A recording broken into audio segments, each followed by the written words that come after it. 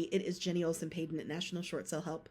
So I want to talk a little more about partial claims. You know how I feel about partial claims. Not a fan. And this is the reason.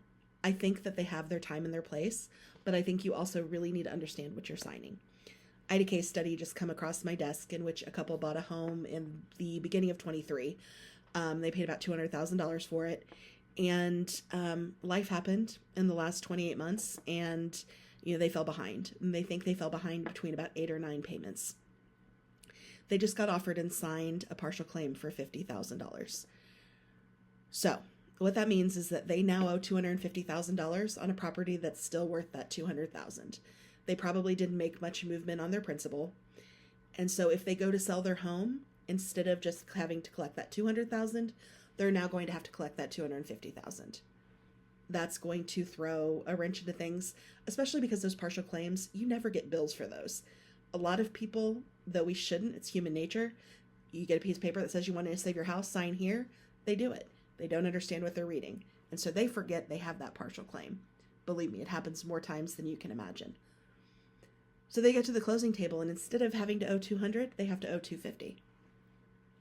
If the market's changed, they're either going to have to bring money to the table, or they're going to have to backtrack and do a short sale.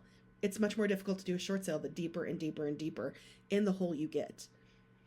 You need to ask yourself, are you going to be able to bring that money to the table? Are you going to be able to catch up? And does this home still realistically meet your financial goals? Because the truth of the matter is it might not, and that's okay.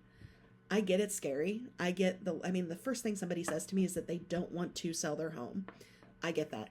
You're having to make some really, really, really bad decisions based on 2 really, really, really bad choices. But understand what you're signing. And if you don't, reach out to me. I'm happy to explain it. I'm happy to go over the paperwork with you so that you have a clear understanding of what exactly you're getting into. The last thing you want to do is get to the closing table thinking that you're not going to owe anything, only to find out that you do owe quite a bit more. Again, doing a short sale at that point, it's a little more difficult. It's possible, but it's a little more difficult. Get a full idea of what your financial future looks like if you sign that piece of paper. That's all I'm asking you to do. If you need me, you can reach out, 816-405-4866. Have a great day.